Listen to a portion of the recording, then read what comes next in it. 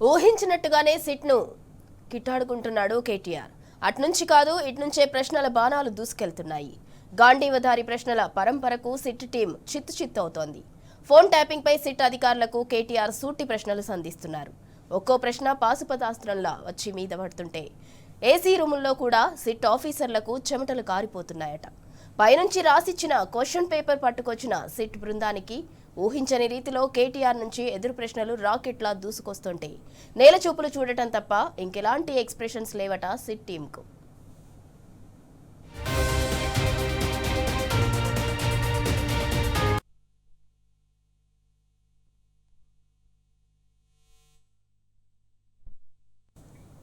ఇక కేటీఆర్ ఎలాంటి ప్రశ్నలు సంధిస్తున్నారంటే తాను గాని తమ నాయకులు గాని విచారణకు హాజరవుతున్న సమయంలో బయటకు తప్పుడు సమాచారం ఎలా వెళ్తోందని సిట్ అధికారులను సూటిగా ప్రశ్నించారు కేటీఆర్. అసలు ఎవరి అనుమతితో ఇష్టం వచ్చిన లీకులు ఇస్తున్నారని నిలదీశారు. ఆ ప్రశ్నకు సిట్ అధికారుల నుంచి రిప్లై రాలేదు.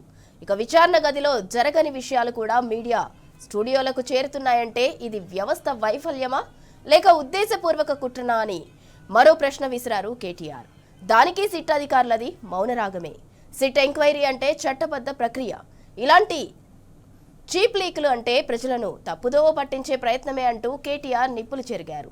నిజంగా న్యాయం చేయాలనుకుంటే ఈ తప్పుడు లీకులు ఆపాలని సిట్ అధికారులకు ఘాటుగా సూచించారు.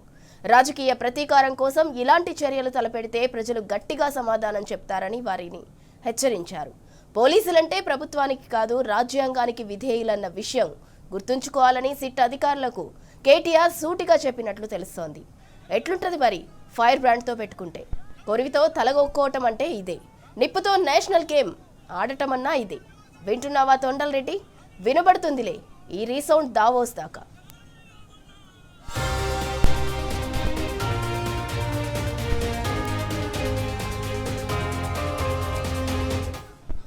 ఇక ఇదే అంశానికి సంబంధించి మరింత సమాచారం మా క్రైమ్ బ్యూరో చీఫ్ భాస్కర్ అందిస్తారు. భాస్కర్, ఫోన్ ట్యాపింగ్ కేసుకు సంబంధించి ఇవాళ సిట్ విచారణకు హాజరైనటువంటి బీఆర్ఎస్ రిప్రజెంటేటివ్ కేటీఆర్ నేరుగా సిట్ అధికారులను ప్రశ్నిస్తున్నటువంటి పరిస్థితి కనిపిస్తుంది. వారు కానీ తమ నాయకులు కానీ విచారణ జరుపుతున్న సమయంలో బయటకు తప్పుడు ప్రచారం ఎలా వెళ్తుంది అనేటువంటి క్వశ్చన్ ని ఈ సందర్భంగా బీఆర్ఎస్ రిప్రజెంటేటివ్ సిట్ అధికారులను అడగడం జరిగింది. ఎవరి అనుమతితో ఇష్టం వచ్చినట్టు నీతులు ఇస్తున్నారంటే కూడా సిట్ అధికారులను ప్రశ్నించాలి. ఇటు పోలీసు అధికారులను ప్రశ్నించినటువంటి సందర్భంలో కేటీఆర్ ప్రశ్నలకు తెల్లముఖం చేశారు పోలీసు అధికారులు. విచారణ గదిలో జరగని విషయాలు కూడా మీడియా స్టూడియోలకు చేరుతున్నాయంటే ఇది వ్యవస్థ వైఫల్యమా లేక ఉద్దేశపూర్వకమైనటువంటి కుట్ర అనేటువంటి క్వశ్చన్ ని కూడా కేటీఆర్ ప్రశ్నించారు. సిట్ విచారణ అంటే చట్టబద్ధ ప్రక్రియ.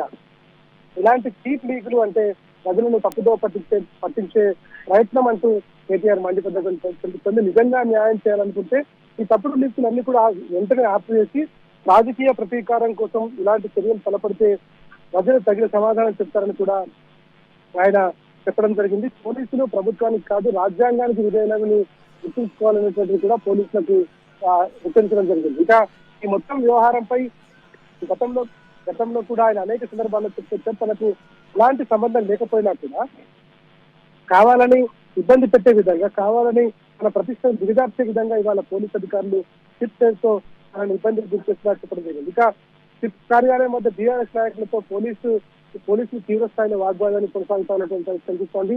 జూబ్లీ పట్టణ బీఆర్ఎస్ నాయకులను అడుగడుగునా అడ్డుకుంటున్నటువంటి పరిస్థితి కనిపిస్తోంది. ఇక ఈ మొత్తం వ్యవహారంలో సిట్ అంటే ఒక చీఫ్ ట్రిక్ అనేటువంటి వ్యవస్థ కనిపిస్తున్నటువంటి పరిస్థితి కనిపిస్తోంది. ఇటు వాళ్లకు క్వశ్చన్ పేపర్లు వస్తున్నటువంటి సందర్భంలో క్వశ్చన్ పేపర్లు అడుగుతున్నటువంటి వాళ్ళని కూడా తిరిగి కేటీఆర్ క్వశ్చన్ చేయడంతో తిరిగి వాళ్లకు ఏం చేయాలో అర్థం కానటువంటి పరిస్థితి కనిపిస్తోంది.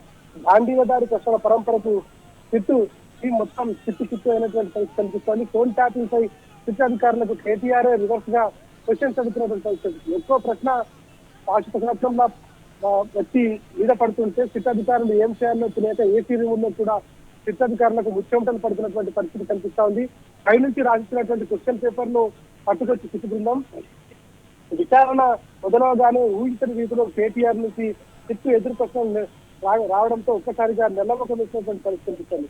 సిట్ విచారణ సమాచారం ఎలా లీక్ అవుతుంది అనేటువంటి క్వశ్చన్ నుంచి మొదలుకొని సిట్ అధికారులకు అసలు ఇట్లాంటి ఈ వ్యవహారంలో విచారణ చేయడం ఏంటి అనేటువంటి కూడా నేరుగా కేటీఆర్ ప్రశ్నిస్తారు. కేటీఆర్ అడిగినటువంటి ఏ ప్రశ్నకు సిద్ధాధికారుల దగ్గర సమాధానం ఇవ్వకపోవడంతో మౌనమే అంగీకారమైనటువంటి సమాధానం కనిపిస్తుంది. సిట్ విచారణ అంటే కనీసం చట్టబద్ధ ప్రక్రియ అనేటువంటి విషయం కూడా తెలియకుండా ఎందుకు ఇంత రోబుతులు ఆడుతున్నారంటూ కూడా ఆయన క్వశ్చన్ చేశారు. న్యాయం చేయాలనుకుంటే తప్పుడు లీకులు వెంటనే ఆపి రాజకీయ ప్రతీకారం కోసం ఇలాంటి చర్యలకు పాల్పడితే ప్రజలు గట్టిగా రాబోయే రోజులలో సమాధానం చెప్తారనేటువంటి కూడా చెప్పుకొచ్చారు. పోలీసులు అంటే ప్రభుత్వానికి కాదు రాజ్యాంగానికి విధేయులుగా ఉండాలనేటువంటి క్వశ్చన్ ఎప్పటికీ గుర్తుపెట్టుకోవాలని చెప్పడం జరిగింది. ఇక ఈ మొత్తం క్వశ్చన్లతో ఒకసారిగా సిట్ అధికారులు కళ్ళు బయర్లు గమ్మేటువంటి పరిస్థితి కనిపిస్తోంది. మొత్తం వ్యవహారంపై ఈ జరుగుతున్నటువంటి మొత్తం వ్యవహారంపై కేటీఆర్ అడిగినటువంటి ప్రశ్నలతో ఒక్కసారిగా ఊహించినటువంటి ట్రాక్ లో పడ్డటువంటి సిట్ అధికారులు హైదరాబాద్ పోలీస్ కమిషనర్ కు జూమ్ కాల్ లో వచ్చిన సందర్భంలో ఆయనకు విషయాలు చెప్తే ఆయనకు కూడా ఏం చేయాలో తెలియక నలముఖం వేసినటువంటి పరిస్థితి. ప్రస్తుతానికి సిట్ అధికారులు ఏ క్వశ్చన్ అడగాలన్నా కూడా తిరిగి ఆయన అడుగుతున్నటువంటి క్వశ్చన్లకు సమాధానాలు రాక ఇబ్బంది పడుతున్నటువంటి పరిస్థితి కనిపిస్తోంది. మొత్తంగా సిట్ విచారణ సిట్లు కేటీఆర్ విచారిస్తున్నారో కేటీఆర్ ను సిట్ విచారిస్తున్నారనేటువంటి ప్రశ్న అయితే కలుగుతోంది. ప్రస్తుతానికి విచారణ కొనసాగుతుంది. మరో 6 గంటల్లో విచారణపై క్లారిటీ వచ్చే అవకాశం కనిపిస్తోంది. సింధు భాస్కర్, అసలు ఈ సిట్ విచారణ పేరుతోటి రేవంత్ రెడ్డి ఏం సాధిస్తున్నట్లు? మొన్న హరీష్ రావు గారి మీద సిట్ విచారణ జరిగింది, ఇవాళ కేటీఆర్ గారి మీద సిట్ విచారణ కొనసాగుతుంది.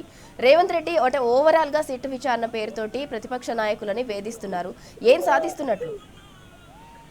మొత్తానికి రేవంత్ రెడ్డి దావోస్ పర్యటన ముగించేంత వరకు కూడా ఒక టైం పాస్ ప్రోగ్రామ్ తెలంగాణలో జరగాలంటే ఆ టైం పాస్ ప్రోగ్రామ్ అంతటినీ కూడా డిజైన్ చేస్తున్నటువంటి డిజైనర్ డీజీపీ రెడ్డి, దానికి దర్శకత్వం వహిస్తున్నటువంటిది హైదరాబాద్ పోలీస్ కమిషనర్ సజ్జనార్, సహదర్శకుడు విజయ్ కుమార్ డిఐజీగా ఉన్నాడు. ఇక దీన్ని అంతటి నడిపిస్తున్నటువంటి నటీనటులు సిట్ కార్యాలయం నుంచి కూర్చొని అక్కడ కమాండ్ కంట్రోల్ సెంటర్ లో కేసీఆర్ కట్టించినటువంటి కమాండ్ కంట్రోల్ సెంటర్ లో కూర్చొని ఒక సినిమాను క్రియేట్ చేసేటువంటి వంతు కొనసాగుతోంది.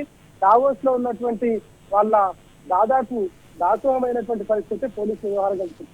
నిజంగా 10 ఏళ్ల పాటు ఇవాళ దేశంలోనే తలమానికంగా ఉన్నటువంటి పోలీసులు సిగ్గుమారినటువంటి పనులు ఇవాళ దేశంలో ఎక్కడ కూడా పోలీసుల వ్యవహారం చూస్తా ఉంటే ఇంత ఇబ్బందికరంగా, ఇంత దౌర్భాగ్యంగా, ఇంత అధికార దాహంతో పనిచేస్తారనేటువంటి అభ్యర్థి మాత్రం స్పష్టంగా కనిపిస్తోంది. నిజంగా తెలంగాణలో నంబర్ 1 స్టేట్ గా నిలబెట్టినటువంటి కేసీఆర్ అత్యాధునిక టెక్నాలజీ నుంచి మొదలుకుంటే తెలంగాణ గ్రామీణ ప్రాంతం నుంచి పట్టణీకరణ వరకు మొదలుకుంటే ఆయన చేసినటువంటి అద్భుతమైనటువంటి అభివృద్ధిని చూసి ఇవాళ అధికారంలోకి వచ్చినటువంటి కాంగ్రెస్ పార్టీ దాన్ని ఎట్టి పరిస్థితిలో డిస్కస్ చేసి ఆంధ్రప్రదేశ్ ను డెవలప్ చేయాలి, తిరిగి తెలంగాణలో అధపాతాలను తొక్కాలనేటువంటి ముఖ్యోద్దేశంతో బాబు ప్రియతమ శిశువైనటువంటి రేవంత్ రెడ్డి దావోస్ లో చేస్తున్నటువంటి సినిమా స్క్రిప్టే ఇవాళ ఫోన్ టాపిక్ అనేటువంటిది బీఆర్ఎస్ పార్టీ నాయకులు చాలా స్పష్టంగా చెప్తాను.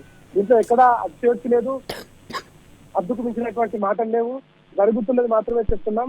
నిజంగా కూడా ఫోన్ ట్యాపింగ్ అనేటువంటి సినిమాకు మొత్తం డైరెక్షన్ అంతా కూడా నిర్మాత రేవంత్ రెడ్డి, దర్శకుడు శివధర్ రెడ్డి, ఇక దీన్ని నిర్మిస్తున్నటువంటి సంస్థ జూబ్లీస్ పోలీసులు. దీంట్లో ఇక్కడ జరిగిందేం లేదు. కార్తీక దీపం సీరియల్ లాగానే ఇవాళ ఫోన్ ట్యాపింగ్ సినిమా కూడా దాదాపు 2 సంవత్సరాలుగా విజయవంతంగా కొనసాగించడంలో పోలీసుల సహకారంతో, తెలంగాణ పోలీసుల సహకారంతో అత్యంత అనుకున్నటువంటి ఆశజనకంగా కాకుండా ఎక్కువ రెట్టించిన ఉత్సాహంతో ముందుకు తీసుకెళ్లడంలో తమ బాస్ ని మెప్పించడంలో పోలీసులు అయితే సక్సెస్ చెప్పుకోవచ్చు. కానీ తెలంగాణ ప్రజలు శక్తివంతులు, బుద్ధిమంతులు, తెలివిగల వాళ్ళు కొట్లాడి సాధిస్తున్నటువంటి తెలంగాణ రాష్ట్రంలో తెలంగాణను కాపాడుకోవడం తెలుసు. ఆ తెలంగాణ కోసం నిలబడ్డ సందర్భంలో ఆ తెలంగాణను సాధించడంలో సైనికుడిగా నిలబడ్డటువంటి కేసీఆర్ కోసం, కేసీఆర్ నిర్మించినటువంటి తెలంగాణ రాష్ట్రం కోసం, బంగారు తెలంగాణ కోసం వాళ్ళంతా కూడా రెడీగా ఉన్నారు. కేటీఆర్ ను వాళ్ళ సిట్ విచారణలో కేటీఆర్ అడిగినటువంటి క్వశ్చన్లకు ఆన్సర్ లేక తెల్లముఖాలు వేసినటువంటి పరిస్థితుల్లో రాబోయే రోజులలో ఇక బీఆర్ఎస్ పార్టీ అంటే ఏంటి, బీఆర్ఎస్ పార్టీ ఎంత సబ్జెక్ట్ ఉన్నటువంటి పార్టీ, వాళ్ళలాగా ప్రిపేర్ కాకుండా కాదు, ప్రతిదీ ప్రిపేర్ అయ్యే వస్తారు. ప్రిపరేషన్ అనేటువంటిది తెలంగాణ పుట్టినప్పటి నుంచి, తెలంగాణ భూమిలో పుట్టినప్పటి నుంచి వాళ్ళ రక్తంలో ఉన్నటువంటిది మరోసారి చూపిస్తున్నారు. చాలా స్పష్టంగా ఇవాళ జూబ్లీస్ లో జరుగుతున్నటువంటి ఫోన్ ట్యాపింగ్ అనేటువంటి ఒక సీరియల్ డ్రామాకు కేటీఆర్ క్వశ్చన్లతో డైలమాలో మాత్రం పోలీస్ డిపార్ట్మెంట్ పడిందని చెప్పుకోవచ్చు. Right, thank you Bhaskar.